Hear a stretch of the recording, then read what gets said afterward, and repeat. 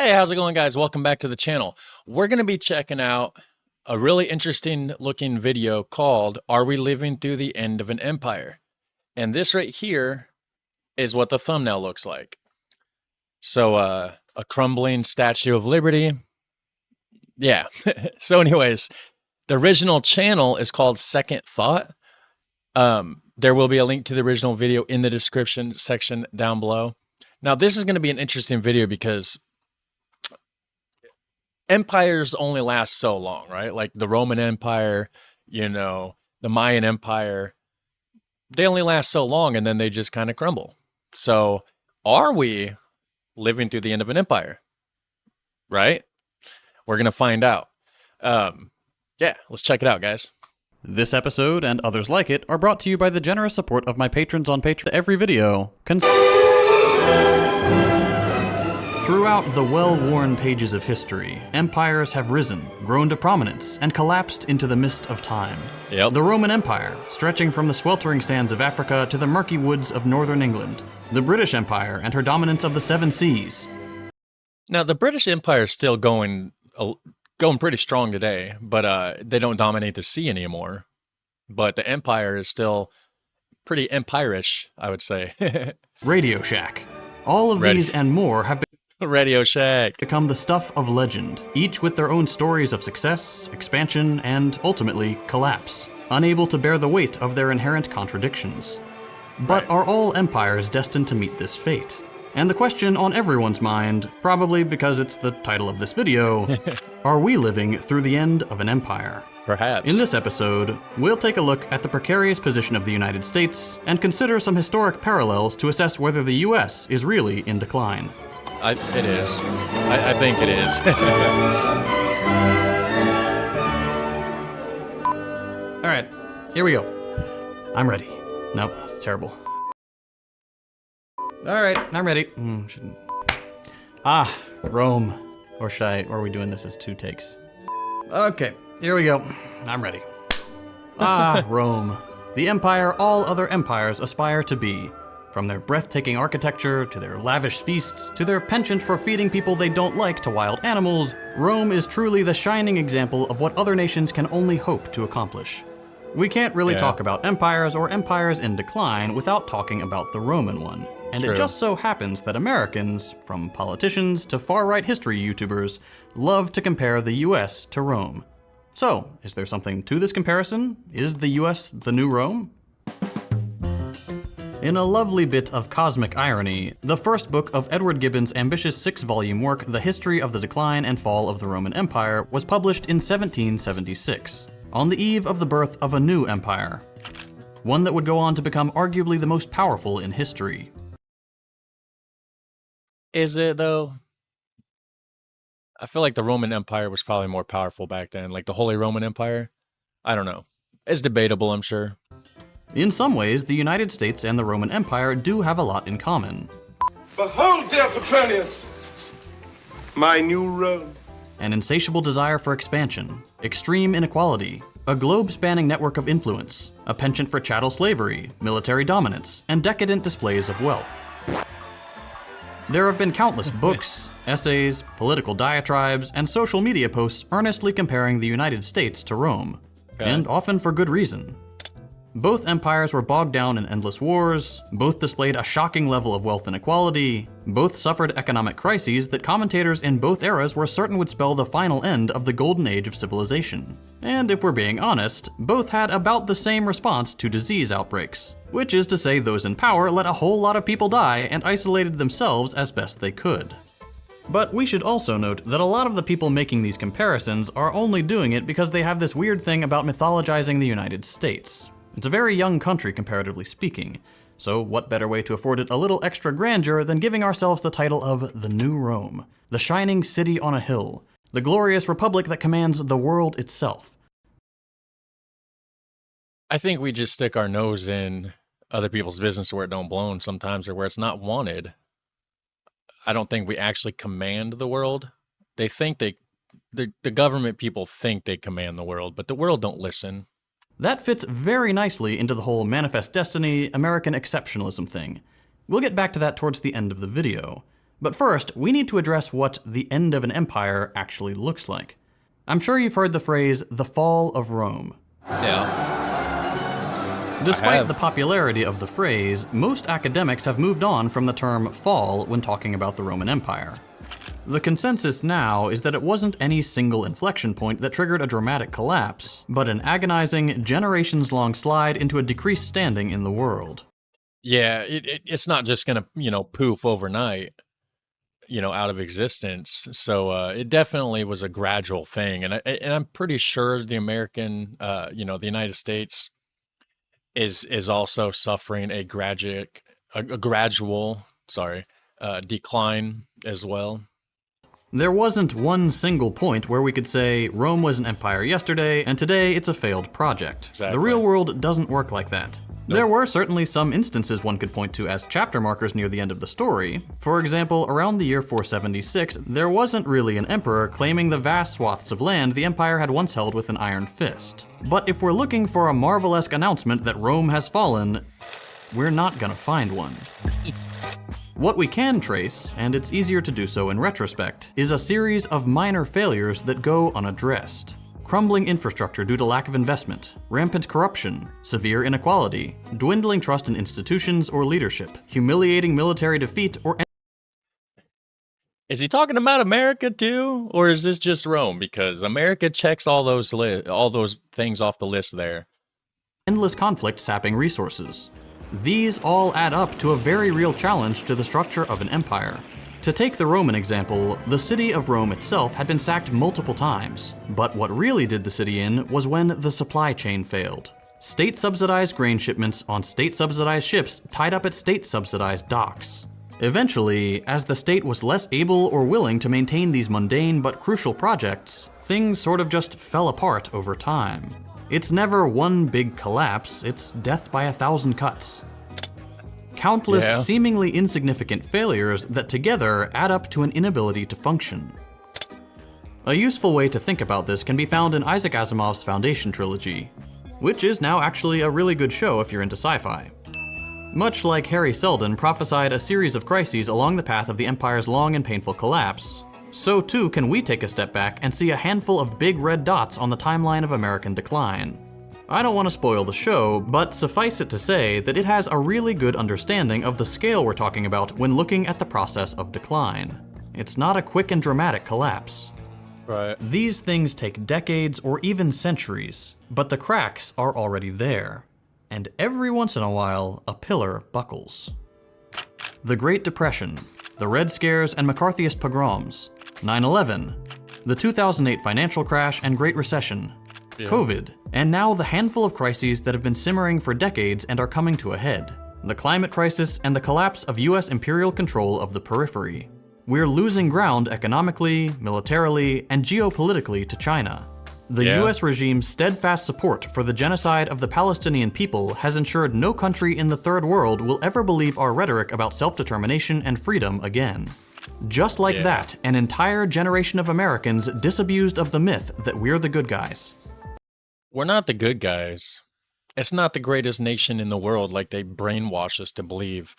It may have been a pretty decent nation, right after World War II when Europe was in crumbles because of the war. So a lot of people came to America to seek a better life. And at that point in time, America was safer and possibly doing better. But that's about it. Ever since then, they've just funneled so much money into the military and just disregarded the people or the infrastructure, whereas Europe went the other way. They started building their infrastructure and taking care of their people. So the American dream, as George Carlin would say, is called that because you have to be asleep to believe it. And this is where the usual Western analysis begins to fail. A lot of people make the mistake of attributing crises of empire to the failures or excesses of individual leaders or people or groups with influence. It's always the other team that's making things go wrong. It's Trump on immigration and LGBT rights. It's Biden on funding endless proxy wars. While megalomaniacs or senile old warmongers can certainly make things worse, the underlying logic of the system in which they operate is the determining factor in how the crises they lead us through are handled. Take COVID, for example. I know that we will achieve victory and quickly return to the path of exceptional health, safety, and prosperity for all of our citizens. We have to get back to work. Our people want to work. They want to go back. They have to go back. Because the United States follows a capitalist economic philosophy, the key consideration during the pandemic was keeping the gears of the market turning, regardless of the human toll. Yeah. The prime directive of capitalism is the accumulation of capital, and if that means we have to sacrifice low-paid workers on the altar of profit, so be it. There was no meaningful difference between Trump and Biden on this issue, despite the two leaders being characterized as polar opposites by the media class. If you look beneath the aesthetic differences between the two major parties, if you ignore the bombastic rhetoric and empty posturing on social issues and look strictly at the economic base of the system we live under, it's clear that every single great man one could point to is beholden to the same interests, and is therefore more of a byproduct of the system than a leader that changes it. Yeah, it says they're not that different. No, they're really not. Same shit, different face. Okay, so if it's not the leaders, then what makes the difference between empires that endure and empires that fall? Every nation and empire in history has faced challenges. Nothing exists in a vacuum. So what sets apart an empire that meets these challenges and one that's on the way out? In a nutshell, resilience. He says resilience, but for a second I thought he said Brazilians. The ability of the system to react to, adapt to, and overcome the challenges they're presented with. Rebuilding key infrastructure after a natural disaster. Reassessing the system after an economic crisis to make sure it doesn't happen again. Taking swift action to protect people from a major disease outbreak. You can probably see where I'm going with all this. Take infrastructure. Flint, Michigan still has undrinkable water, despite the government finally promising to replace the water lines. The government makes a lot of false promises. But yeah, this goes back to what I was saying earlier about how a lot of European countries actually take care of their infrastructure. And over here, no, they'd rather build missiles and stuff and put military bases in other countries. Much of New Orleans is still destroyed or underwater 18 years after Hurricane Katrina. Yeah. We have trains going off the rails at a rate of 4.8 derailments per day. Jeez. Many of those trains carrying toxic chemicals, as we saw firsthand when we went to East Palestine, Ohio earlier this year. Yeah, I heard about the Ohio one. And, there was actually some worry that, because some of the water that we get up here in northern Indiana actually comes from down there, from like the river system and stuff like that. There was actually places in Indiana that were concerned about contaminated water way up here, and we're not even Ohio is our neighboring state, but I'm in the top of Indiana, and that happened at the bottom of Ohio.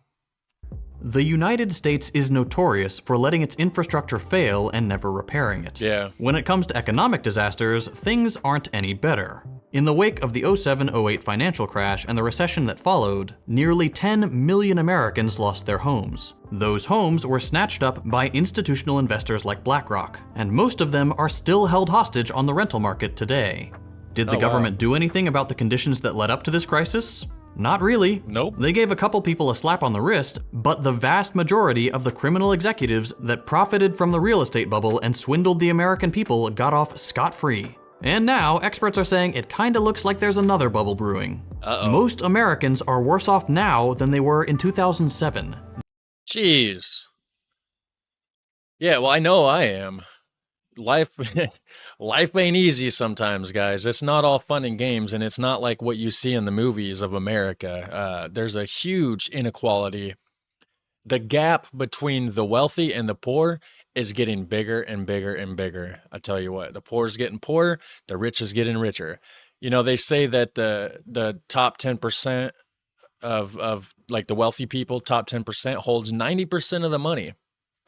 And the 90% of like the regular people only has 10% of the money. They haven't recovered, and if there is another crash, things will get even worse for even more people. Then, of course, there's COVID. Was there an answer to curbing the death toll of the pandemic? Yes. Did American leadership know what it was? Yes. Did they follow the science and prevent those deaths? No, they did not. Nope. In fact, they did the opposite, waxing poetic about the importance of the market and how valued our frontline workers are. And then they moved on. Over 1 million people died so the line wouldn't go down for a bit. Yet another failure of the American empire. The United States relies on a system that is not and can never be resilient.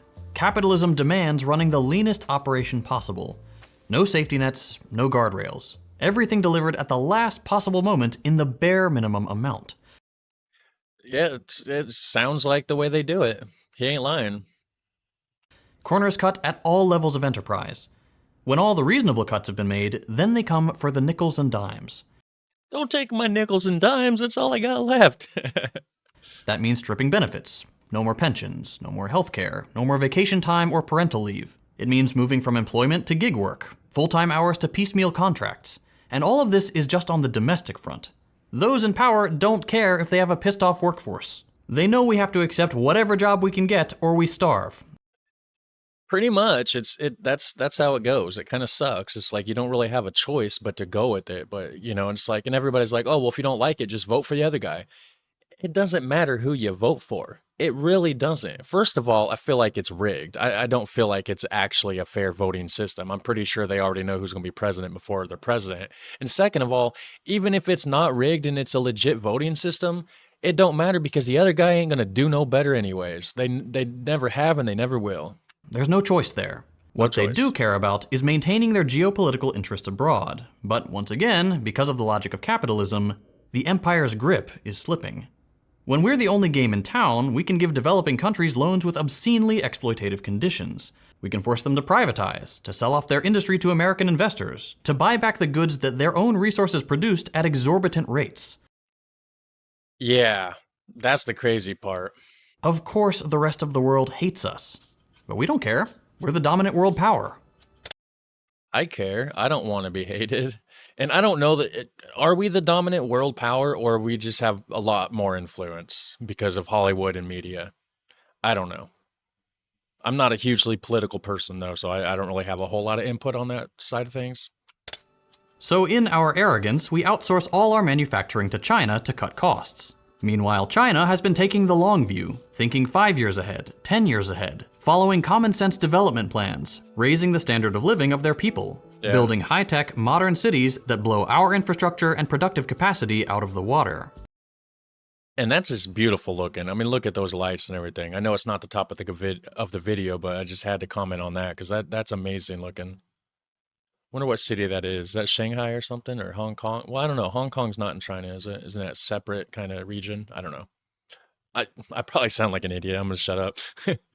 And then, eventually, while we were busy bombing a dozen countries at once and making enemies around the world, China extends their hand in collaboration. Now there's a second economic superpower in the mix, one that offers development aid without the ridiculous requirements, one that benefits all involved parties, that looks ahead to a more connected, collaborative future and not one of imperialist domination. It's no wonder the US is losing trade deals and borrowers left and right. There's simply a better alternative. And when a country that has become entirely dependent on extracting wealth from the third world loses the ability to do so, what happens? They lash out. They get more violent. They start proxy wars in geostrategic locations to try to regain the upper hand. When a more lucrative or more strategic option becomes available, they dump their previous lackey and leave them to implode and be carved up by foreign investors. There's a reason we're looking at war with Russia over Ukraine, war with China over Taiwan, and war with the entire Arab world over Israel. Yeah, and things aren't looking so good for the United States, guys. Not so good at all. It's because war is the last chance the US empire has to give itself a shot in the arm and limp along for another few decades as the dominant power. Will it work? We'll see. I don't know. But here's the thing we really need to internalize. We now live in a time where there is no longer anyone alive who remembers a time before American global dominance. Since World War II, and certainly since the illegal dissolution of the Soviet Union, the US has had very nearly uncontested control of the world. Did it say the illegal dissolution of the Soviet Union? I don't know much about the Soviet Union. I know they dissolved in 91. It's about all I know. Time before American global dominance. Since World War II, and certainly since the illegal dissolution of the Soviet Union, the US has had very nearly uncontested control of the world. This has led to a perception among Americans, even those who are critical of the country's behavior, that the US really is special. That our empire won't go the way of all the others. That somehow we'll overcome all these challenges and avoid collapse or fading into irrelevance. I'm skeptical. We all have to grapple with the fact that this will not be the case. I know it's We not. are living through the end of an empire. It may not seem dramatic. It might not fit the apocalyptic vision of collapse we've come to expect. It may take another 100 years, but the US is on the way out. I believe it, for sure. I've seen it coming for a long time. The contradictions have become so sharp and the failures so frequent that it should be clear to all but the most devoted acolytes to the cult of capitalism that the American empire has begun to wane. I mentioned at the beginning of the episode that my content is only possible thanks to my Patreon. Yeah, so go check out the original channel. Very good stuff. I'm going to go ahead and subscribe, actually. Oh, I'm already subscribed. Cool. Didn't realize that. I must have watched this channel in the past without realizing it. So drop your comments down below. If I said anything stupid or dumb or misinformed or just plain wrong, let me know about it. Call me out. I'm always willing to learn and correct my mistakes. I don't know a lot about political stuff and all that kind of thing, so please excuse me. All right. So anyways, you guys have a super fun, awesome day, and I will catch you in the next one. Take care. Bye.